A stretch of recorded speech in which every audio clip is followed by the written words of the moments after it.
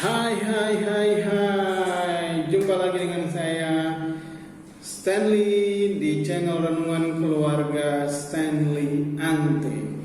Oke, hari ini bahasannya agak sedikit apa namanya ya, sedikit anak muda. Oke. Jadi hari ini saya akan bahas topik tentang liku-liku saat pacaran.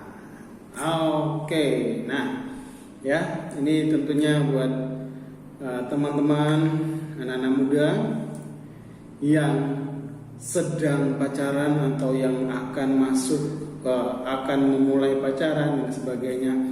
Ini adalah liku-likunya ya. Jadi dengarkan dengan baik. Yang pertama, saat pacaran ditikung teman dekat. Wah. Jadi gini, ditikung teman dekat itu kayak gini. Jadi kita itu sudah naksir seseorang gitu ya, bahkan sudah PDKT, sudah dekat dengan orang itu. Nah, kita itu punya teman yang dekat dengan kita gitu ya. Nah, tiba-tiba orang yang kita dekati atau yang kita senangi itu jadiannya sama teman dekatnya kita ya. Wow, itu sakitnya luar biasa gitu ya. Nah, itu yang disebut ditikung teman dekat. Jadi teman dekat kita yang selama ini mungkin tempat kita curhat, kita cerita-cerita, oh aku itu seneng loh sama ini, senang sama ini, juga kita cerita-cerita banyak, ternyata jadiannya sama dia. Jadi ditikung. Oke, itu yang pertama. Yang kedua, pacaran jarak jauh atau LDR ya. Ini salah satu liku-likunya ya. Saat pacaran ya, pacarannya jarak jauh ya. Artinya ya mungkin satunya di kota lain, kemudian kita ada di kota lain, dan biasanya ini tantangannya besar karena pacaran jarak jauh itu butuh komitmen, butuh saling percaya ya. Kalau tidak ada itu, yakinlah kalian akan bubar dengan cepat ya. Kemudian kemungkinan untuk selingkuhnya besar ya kalau jarak jauh. Jadi yang pacaran jarak jauh tantangannya akan lebih berat dibanding dengan mereka yang satu kota gitu ya. Walaupun ya sebetulnya tetap aja kemungkinannya juga ada. Kalau kita terlalu sering ketemu juga kadang-kadang bosan. Tapi jauh-jauhan gak pernah ketemu, terus tiba-tiba ketemu orang lain yang enak dijak ngomong, yang nyambung, yang buat nyaman. Nah, akhirnya ya putus juga gitu ya. Kemudian ditinggal saat lagi sayang-sayangnya. Waduh, ini luar biasa ya. Jadi ini adalah ketika kita itu sudah benar-benar merasa bahwa kita ini sayang banget sama orang itu, sudah dalam kondisi kita benar-benar lagi sayang-sayang, tahu-tahu pas pedot, lepas atau putus ya. Tiba-tiba orang ini memilih untuk pergi dengan orang lain atau yang memilih yang lain ya. Wah, ini sakitnya luar biasa, ini percayalah. Nah ya nanti saya kasih tips di belakang ya. Nah, ini sering terjadi saat pacaran gitu ya, saat masa-masa pengenalan gitu ya tepatnya. Nah, ini sering terjadi ketika kita sudah benar-benar sayang, sudah benar-benar cinta gitu.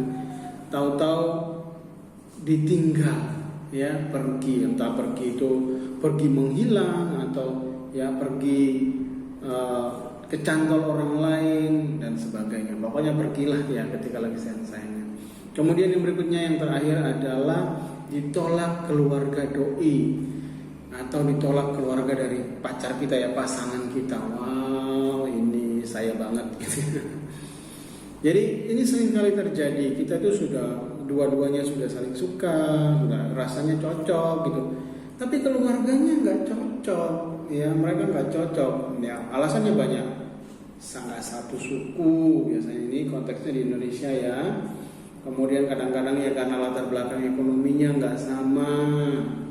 Kemudian ada aturan-aturan yang lain lagi ya, sehingga ya orang tuanya nggak mau gitu ya dengan kita, nggak cocok karena orang tua sudah punya angan-angan, oh anakku nanti tuh aku pengen pasangannya seperti ini, begitu lihat kita loh nggak sesuai gitu ya. Akhirnya ditolak, orang tua nggak mau. Ya ini kalau tertolak oleh keluarga itu akan berat, memang jalannya ya, pergumulannya akan berat ya. Ini adalah liku-liku pacaran. Sekarang saya kasih beberapa tips gitu ya ketika kita menghadapi situasi seperti ini. Yang pertama, ditikung teman dekat. Jadi memang kadang-kadang kita sudah terlalu percaya dengan teman kita ceritakan semuanya, tapi kan kita juga nggak tahu perasaannya dia. Bisa aja teman kita juga ya suka sama orang yang sama, yang kita suka juga. Nah, menghadapi keadaan seperti ini sebetulnya yang paling tepat adalah kita saling terbuka. Jadi kalau sahabat biasanya ya ngomong lah gitu ya, kalau dia juga mungkin suka dengan cewek itu, kita bersaing secara gentle ya, bersaing. Jadi nggak tahu-tahu terus dia jadian gitu, wah itu luar biasa. Nanti akhirnya terjadi keretakan, persahabatannya itu retak gara-gara cewek, padahal itu belum tentu akan jadi pasangan seterusnya gitu ya. Jadi sedangkan persahabatan itu sesuatu yang penting banget. Jadi menurut saya menghadapi situasi seperti ini ya udahlah, kita harus belajar memaafkan, karena ya ini kan masih masa-masa pengenalan ya. Kecuali kalau itu istri itu, wah itu nggak boleh diganggu-gugat. Tapi ini kan masih pendekatan. Jadi ya orang kan punya hak memilih orang-orang yang tepat bagi dirinya sendiri gitu ya.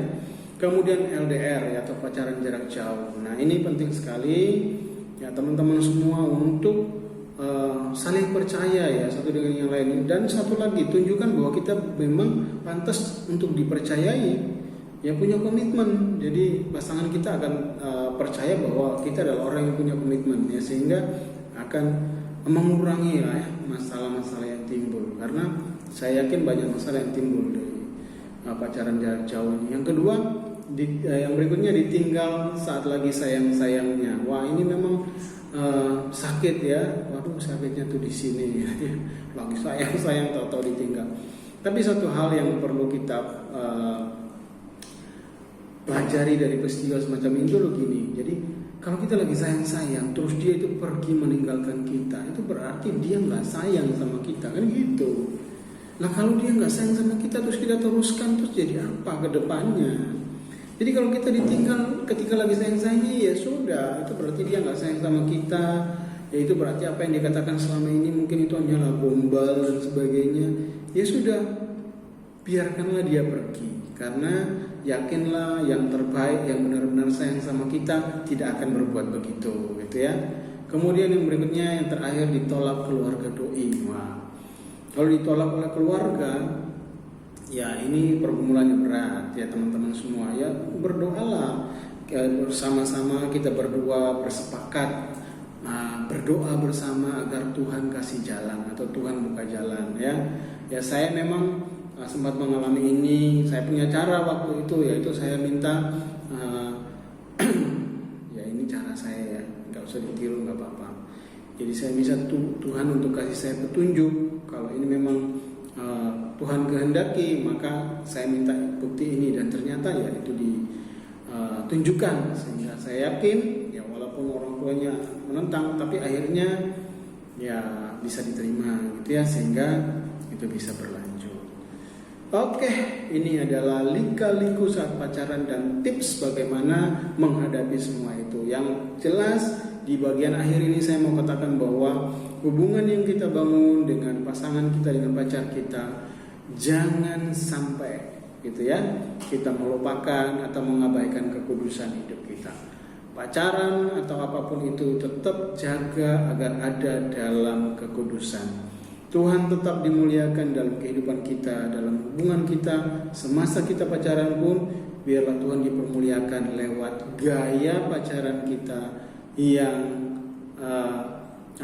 yang sesuai dengan norma, etika, kemudian yang tetap ada dalam kekudusan. Jangan langgar rambu-rambu ya yang sudah ditetapkan oleh firman Tuhan untuk kekudusan kita.